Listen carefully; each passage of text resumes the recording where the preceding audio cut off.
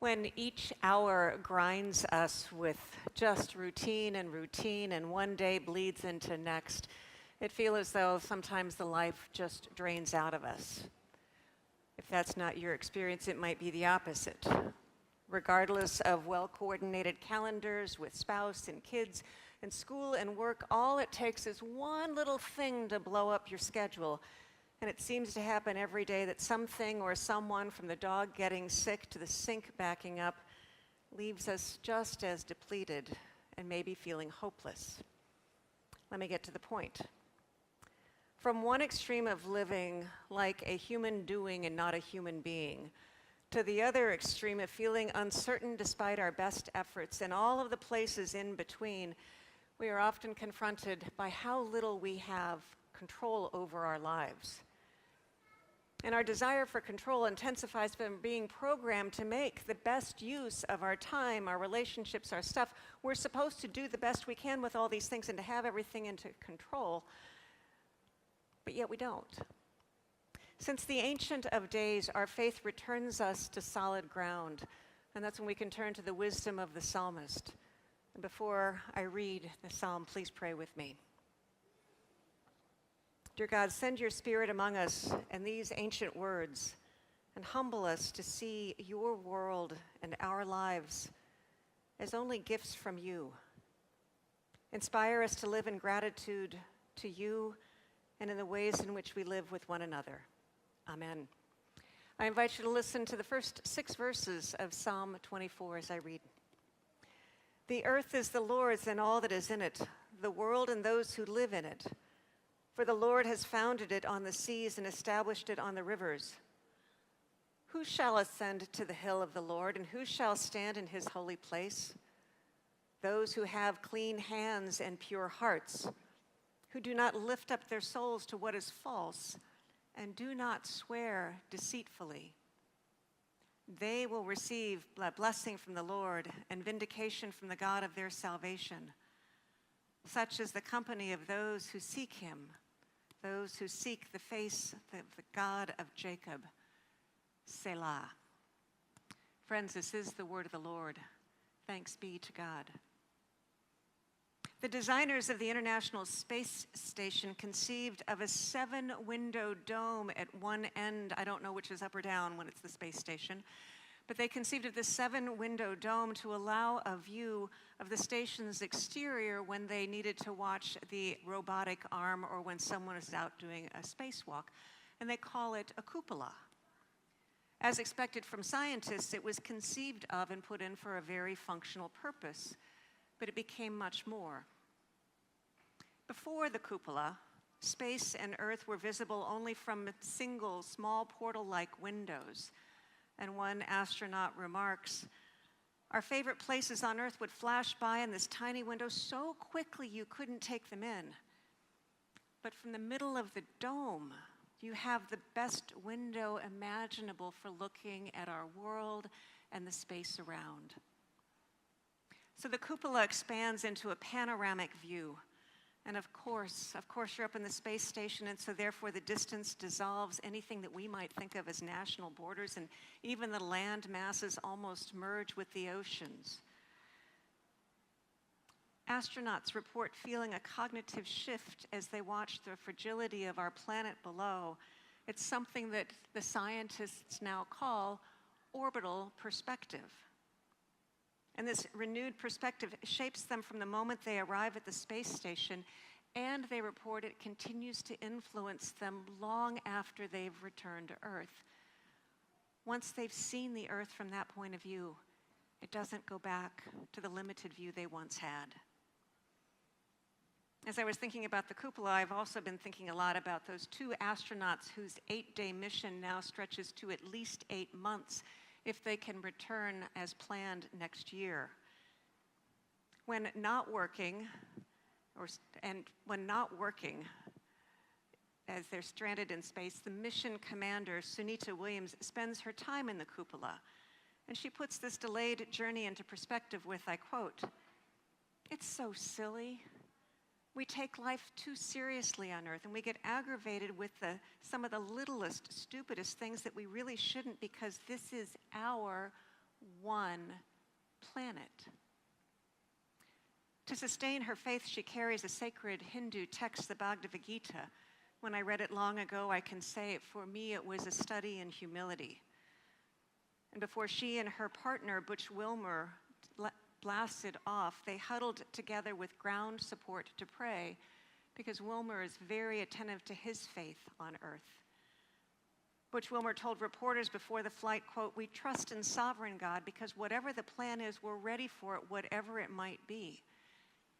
Stranded now many months and missing his kids growing up, his wife claims that faith that God is in control gives him and their family great peace.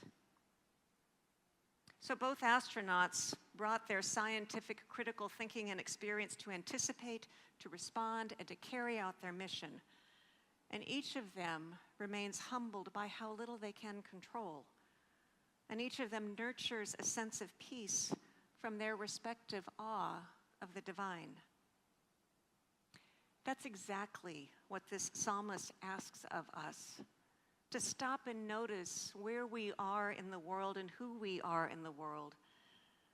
And it contains that strange little word that's peppered throughout the Psalms, and we oftentimes don't even say it.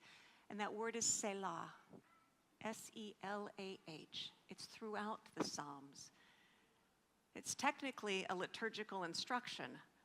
And whenever the psalm instructs or contains the word Selah, it asks us to stop and take a moment. Kind of like in our prayer of confession where we're given a time of silence. But Selah means take a moment. Take a moment to consider what you've just heard or said or sung or prayed.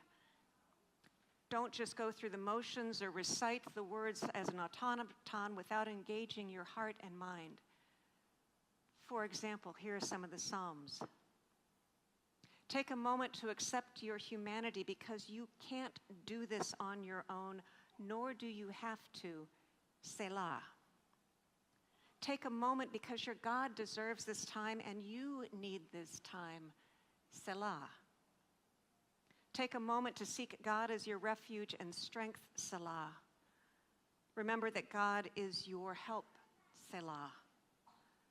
So certainly the passage we read ends with, and I gave it extra emphasis, Selah, because it's asking us to go back to the beginning of the psalm before we continue to read any further.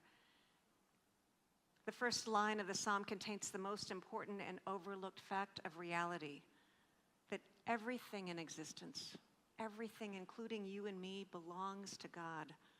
God owns the world. From God's generous heart, God created the world. So when we get so caught up in our attempts to be in control or wrest control from others, this is exactly the time to ponder, to whom do I belong and to whom does this world belong? Take a moment and ponder, do I really think that the world belongs to a roster of nations or to the state? Does it belong to those corporations whose product and smartphones apps count my steps and monitor my time, trying to make my life easier? I feel like sometimes it's in control. The psalm begins as creation began. God is in control. God is the one who overcame chaos and subdued evil at the beginning and still does. Take a moment to realize God's rule derives from creative goodness, not from violent coercion. God creates and never rests from ordering the entire universe to provide a stable existence for us. And then the writer continues, who gets to go see God? Who gets to be in God's presence? And then it immediately answers, people with clean hands, meaning those whose work does not inflict harm on someone else, and those with pure hearts, meaning those whose ethics compel them to think and will themselves to God's desires. This psalm, in just 6 verses, creates a beautiful circle. God gives life and relationship, us and creation, and us and one another. And every day we creatures receive the freedom to live in ways that delight God. We can choose to keep the circular motion and forward movement God initiated unbroken by how we live in harmony with the rest of creation. and God. And God gives us a choice. I have the choice to live as if this is God's expansive world, forever dependent on God, and obliged to participate as one of the multitudes. It is at one time humbling, but also quite liberating. I'm not in control. Or I may doubt God's care, and if so, then I'm going to create a small circle of life that I can control, claim ownership of my possessions. And to do so, I will see others as potential predators. And so I will live a life informed by a perspective that's limited, and I will try to institute rules that I can control. And isn't that where we started this sermon? Exhausted by the human doingness or by the constant anxiety of losing control of calendars, of time, of people and stuff? Selah. The blessings of our lives, indeed our very lives themselves, are gifts from God given for a time and eventually claimed by God in eternity. It's the past we share, the present we shape as stewards of creation, and the future we give to our heirs.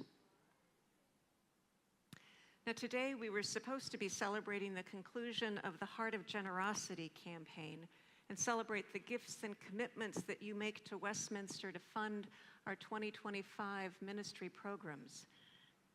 I'll admit last weekend threw a wrench in those plans. We didn't get some communications out. That website was down. We didn't get some pledges in. Last weekend threw a wrench in our plans. Despite a fully inspected fire alarm system and all the work to upgrade our electrical infrastructure, when an aged electrical panel slated for replacement in January, when it failed on a Friday night, our life changed. So praises to the custodial staff and the Upper St. Clair Fire Department for their quick response. Everything, though, about this building felt dark, and we lost all control. Those of us who drove past 2040 Washington Road, meeting this building and the whole campus, felt the jolt of an entirely new perspective. We no longer saw the steeple light the night sky. We no longer saw the building stretching its arms to the community, welcoming everyone into whatever way in which they could build a community here. To me, it looked like an abyss of darkness had fallen alongside the road. Now, thanks be to God, no one was hurt. No one was hurt, nor did the building that supports our ministry suffer extensive damage. Quick work by custodians and the property commission led to repairs, inspections, and we turned to the building, and whatever normal might be, we returned to normal on Wednesday. But I don't know that we'll ever think of normal again in the same way. 6:30 in the morning until 9 o'clock at night, this building buzzes. Thanks be to God, it does. Here's where we as a congregation received a blessing of being a part of a larger circle than just ourselves. Temple Emmanuel opened their sanctuary to us. Anyone who worshiped there last week felt their warm hospitality. And hospitality is not just a smile of friendliness. Hospitality means I see you. I see you. I see you in need. And I'm going to give what I can to you. I'm going to feed you. And oh my goodness, they put a spread out and they fed us. They opened their sanctuary so we could worship God in a way that we worship God. People remarked, how could I as a Christian minister stand up at the Bema? And I'm like, I've done it before. Other synagogues can do it. We can do it. They did it for us. They gave us the warm hospitality so our kids continued to be taught and we heard glorious music. So against the backdrop of an election that triggers angst amongst us and the question of who is in control, we felt grounded by their faith and our faith to know that it is God who is in control. And the more we give as God gives to us with generosity and hospitality and risky business of hospitality, the more our world expands. So today is the final Sunday of the Heart of Generosity series. And the events of last weekend serves for us all as a Selah. We can really notice who we are as a ministry and what we mean to this community. And it asks us to really think about how we practice stewardship that focuses on generosity. Yes, it's about raising money, and it's about so much more. Raising money is one aspect of participating in God's creation, but practicing a heart of generosity is about perspective that includes all of what we have, our time, our talent, and our treasure. So going forward, staying as a part of this ever-expansive circle, do we notice Westminster's vital role in the community that so many rely upon? Those who come here for Parkinson's, the youth programs, scouts, music, jam, food drives, counseling. Again, I say our building is open from 6:30 in the morning until 9 at night because so many people rely upon our gracious welcome. Do we rely upon this congregation to nurture our faith and to carry us through the milestones of joys and sorrows? And how do we support Westminster with our thoughts, our hands, our stuff, yes, our money, so that the light of Christ shines in what we do, not just the building, but in what we do? Selah, my friends. Give thanks that God's generous heart controls our lives. And this is your invitation to be a part of that ever-expanding and enduring circle of life. May it be so, my friends. Amen.